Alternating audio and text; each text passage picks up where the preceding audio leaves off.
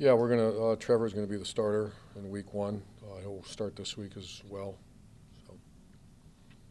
What could you at least talk about the timing of the decision in terms of waiting until after the second preseason game? Was that sort of your strategy ahead of time that you had a certain time set in mind when you wanted to do it? I did, but you know, it's a 3-week preseason as opposed to a 4. We do have the bye week afterwards, but I think as we continue, it's a matter of a little bit of repetition now. So we wanted him to earn it, as we do with every position.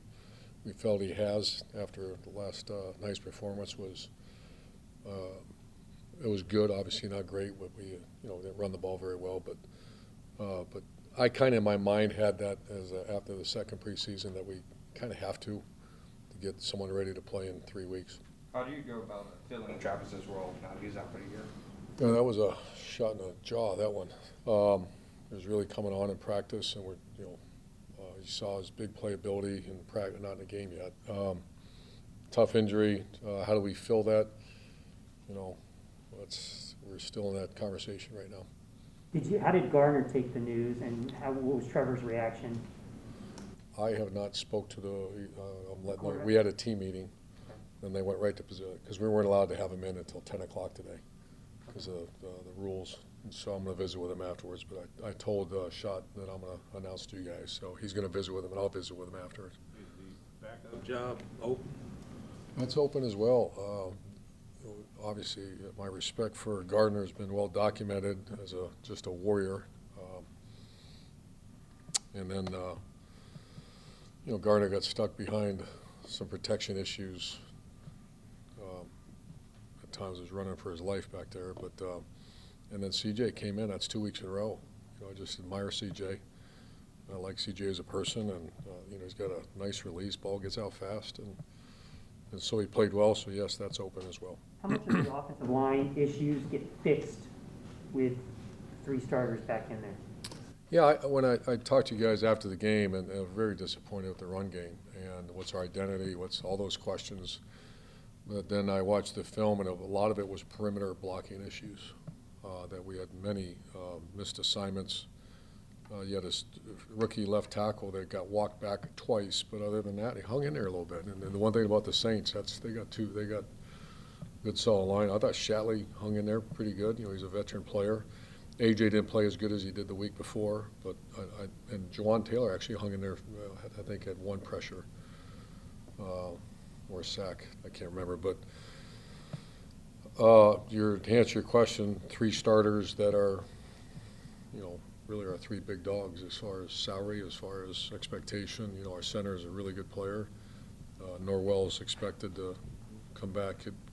He'll for sure be back for game 1.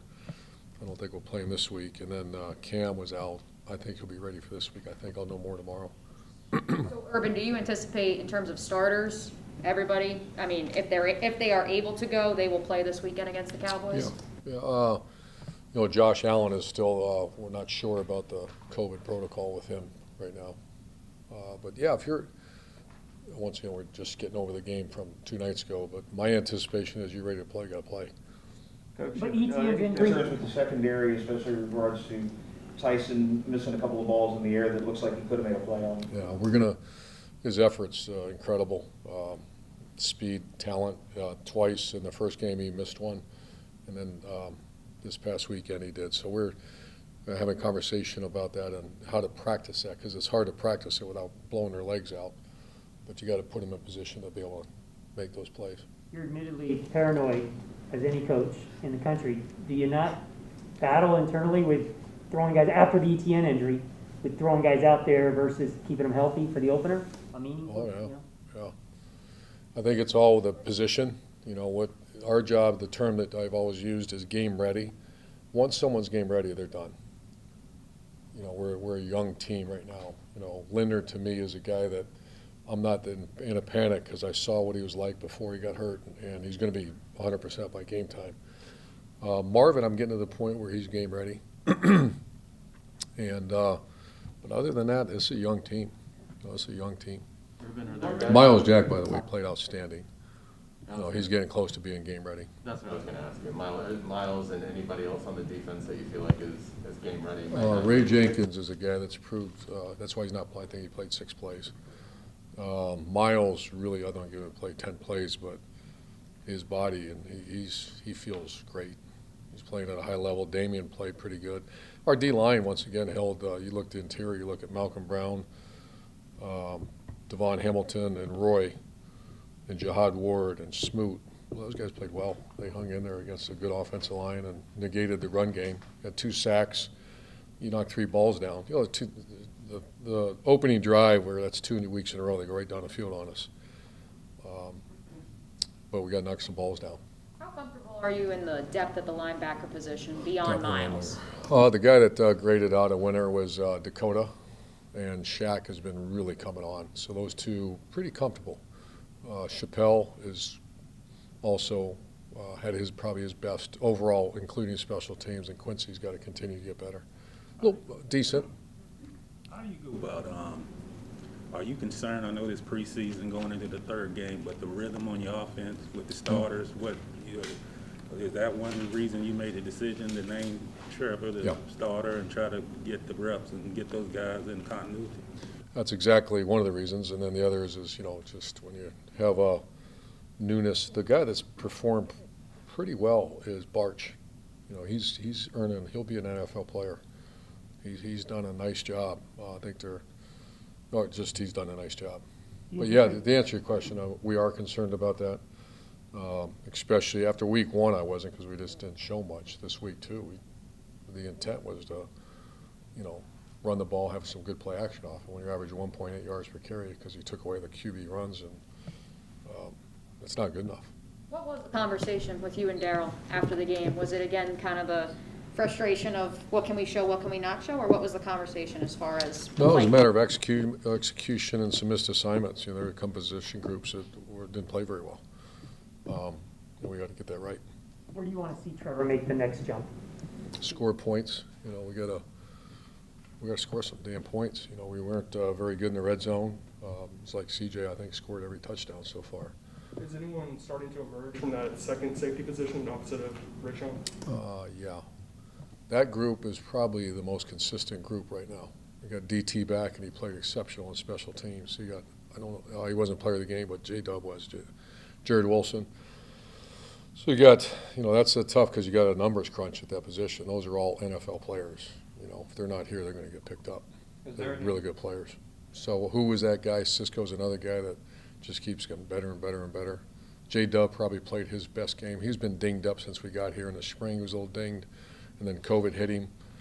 But he was special teams player of the week, had 2 tackles on kickoff. He was on 2 reps and got 2 tackles, and he played good in the back end. Is there any concern in the kicking game after a missed field goal in each preseason game? Yeah, make the field goal. Marvin And the Jones- punter, Cook, I love him as a person, and a punter didn't punt very well. So I haven't even met with those guys yet. I will. Tyson did Marvin Jones get banged up in that game? He AC sprain, so he's questionable for this week. That was just when he dove for that ball. Right, but the expectation is he'll be okay for week 1? Oh, yeah.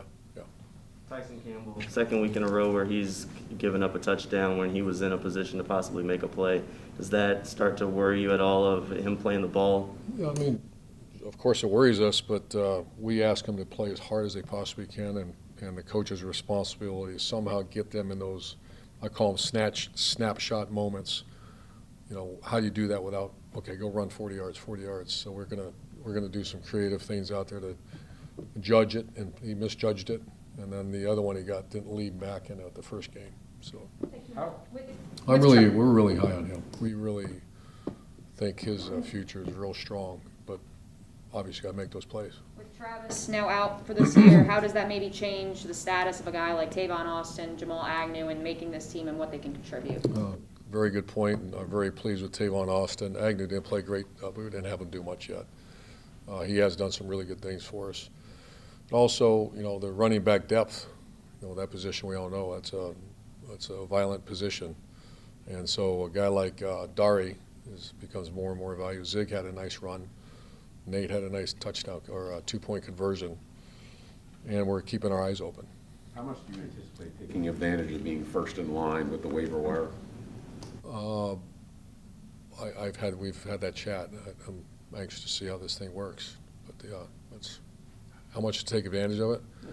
I'm not sure. I don't know. We got to see how that goes. This is pretty obvious, but your anticipation is this is the last quarterback competition that Trevor Lawrence will have to go through in the NFL level? I hope so, and you can capitalize that if you want.